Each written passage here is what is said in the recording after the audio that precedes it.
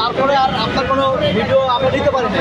আসলে মূলত ঘটনাটা কি, আবার দেখলাম যে আপনি তার সাথে আবার একটা ভিডিও করলেন, এই ব্যাপারটা আসলে ঘটনাটা কি ঘটছিল? ঘটনাটা মূলত এটা কই আগে ভাতগুলো তো খাইয়ে শেষ দিলে ভালো হতো। ভাতরাই কইয়াম, ভাতরাই কইতাম না না ভাতরা কি করবেন কেন? ভাত রাখেন, খাচ্ছেন না আপনি? মূলত কাহিনী হয়েছে কি, আমরা তিনজন মিলা একটা শিক্ষামূলক ভিডিও তুলে ধরার চেষ্টা করছি। মাথার মাঝে তো প্রচুর পরিমাণ ভর্তি, কারণ আমরা নোয়াখালী বহুলা পাই কথা বুঝুন। তো চিন্তা ভাবনা করছি যে আসলে আমরা যখন ভিডিও করছি তখন মানুষে কেউ ভাতের তলের ভিতরে বস্তু ঢুকাইয়া এভাবে ঢুকাইয়া ভাত খেতেছে। তবে এটার ভিতরে কিন্তু মাংস গোস্ত। তবে এটা দেখছি একটা জিনিস বুঝলি, মাথা মেরে ঢুকাইছি, সমস্যা নাই। আবার কোথাও হাঁড়ি দেখতেছি আর দুজন মানুষ আলো একটা লোক ভিতরে ঢুকাইয়া এই যে আমরা হাতে এভাবে রাখতেছে।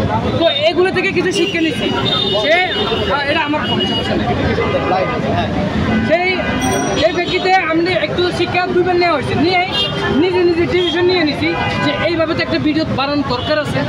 তো সেই ব্যক্তিতে মিজান বাইরে এখান থেকে তখন কাটের সিস্টেম আসিল না। তো আমরা ভাত নিছি, ভাতটা নিয়ে মাংস এক পিস নিচ্ছি, ওই ভাতের করে ঢুকাইয়া চারিদিকে সবকার মতো করতেছি।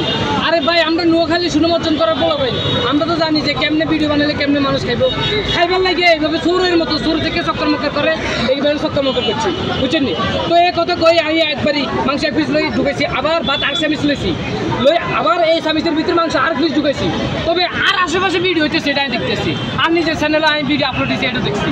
তো আবার এভাবে দুইজন ঢুকেছি, তিনজন ঢুকেছি। তবে আমরা মানুষ তিনজনে তিনজন ঢুকাই এইভাবে সুন্দর মতো গুছাই এবার মিজান ভাই কইছি, মিজান ভাই মাংস কয় পিস লইতাম, বুঝলেন নাই? ভিডিও তো উঠতেছে।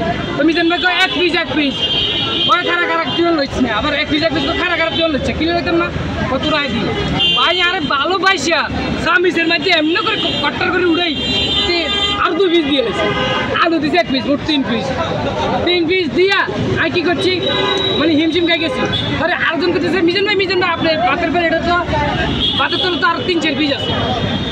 ওই ক্ষেত্রে মিজান ভাই কয় পুরো ব্লকে আর নোয়াখালীর ভাই ভিডিওতে আমরা দেখতে ইচ্ছেন। তো বাপরে এটা চলে গেছে, কোনো সমস্যা নাই। ভিডিওর মধ্যে লাস্টে আর ফিনিশিং দিই নেই। ওই যে ভাই কইছে ভাই চুরে এটা আমি ভিডিও নাটক, এইবারে দমক দিছে ভাই আপনার নাটকের আমি মিজান ভাই শুনেতেছেন এগুলো কইয়া ভিডিও করি নাই অতকে এতটুকুর মধ্যে আমি নিজের চ্যানেলে ছাড় দিছি, অন্য চ্যানেলে ছাড়ছে। আচ্ছা এই যে আপনারা দৌড় দিল কি মিজান ভাই? আচ্ছা আমি বোনটাই তারপরে ভিডিওটা সোশ্যাল মিডিয়াতে প্রচুর পরিমাণ মানুষের দেখে, আমার নিজের চ্যানেলে মনে হয় 420 ভালো ভিউজ হচ্ছে। তো সেক্ষেত্রে ডাউনলোড করে মানুষের রিলস আসছে তো অনেক মানুষের কাছে চলে গেছে, বাংলাদেশের 66 জেলা মানুষের কাছে চলে গেছে। যাওয়ার পরে কি করছে এরা, ওই কিছু গন্ড মার্কা মানুষ আছে ভাই, নিজের খানা নিজে দেখতে পারে না, নিজের বালা নিজে দেখতে পারে না। আমি বারবার একখান কথা কই, এগুলোর কোনো দোষ নাই, সব দোষ পাবনা মেন্টাল হাসপাতালের দারোয়ানের দায়িত্ব অবহেলার কারণে এই যে পাগল ছুটিয়ে গিয়ে আর এই ধরনের মানুষের কাছে সমালোচনা লাগে, বুঝছেন না? খাবারের স্বাদটা কেমন ভাই এখন বর্তমানে? ওই সেই নোয়াখালী বলা আপনার এটা চুরি করে খাইছে, ভিডিও তো প্রমাণ আছে, বাইরে অনেককে ভিডিও দিয়েছে দিয়েই ভাই তো সাধারণ মানুষ, বাইরে আমি ভালোবাসি, অসম্ভব ভালোবাসি বাইরের কারণে যে মানুষ আমার চিনে। তো বাইরে দেখেছে ভাই তো কি রে, আসলে তো এই নোয়াখালী পোলাটা তো আমার বিল দেয় নাই, এই পোলাটা খাই গেছে। সেই ব্যক্তিটা কি করছে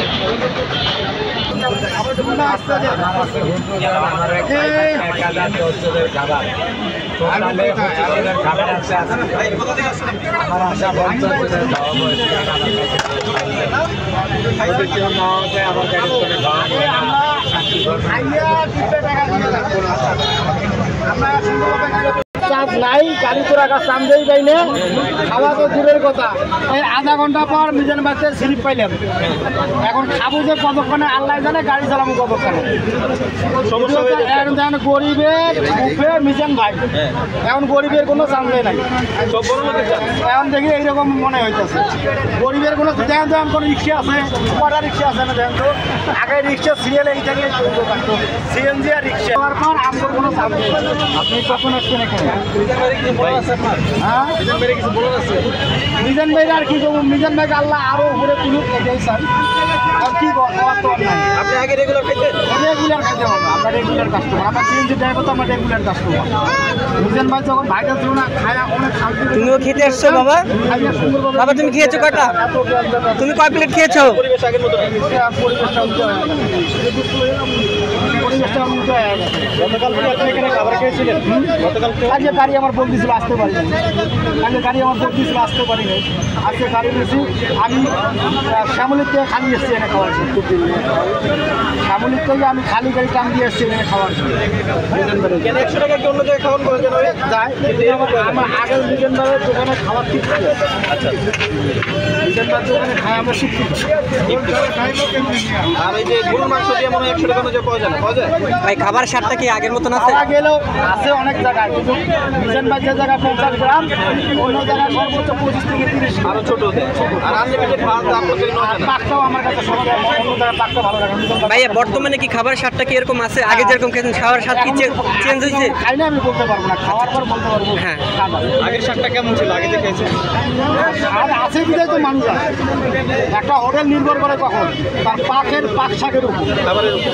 খাবারের উপর তার হোটেলটা নির্ভর করে। আচ্ছা গতকালকে যে রাতে যে ওনার যে হোটেলটা নাকি ভাঙচুর করেছে, তা আমি এসে এই ব্যাপারে আমি বলতে পারবো না।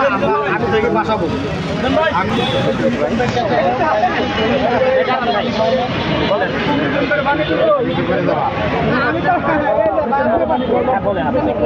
আমাদেরই সমস্যা যে আমরা আগে সুযোগ দিয়েন সবাই এত মানুষ ভাই ঘুমটা একটু ধরেন তো। একটা ভালো উদ্যোগ নিয়েছে ওই কাজটা আমাদের ঠিক মানে আমি বলবো যে এই কাজটা যারা করেছে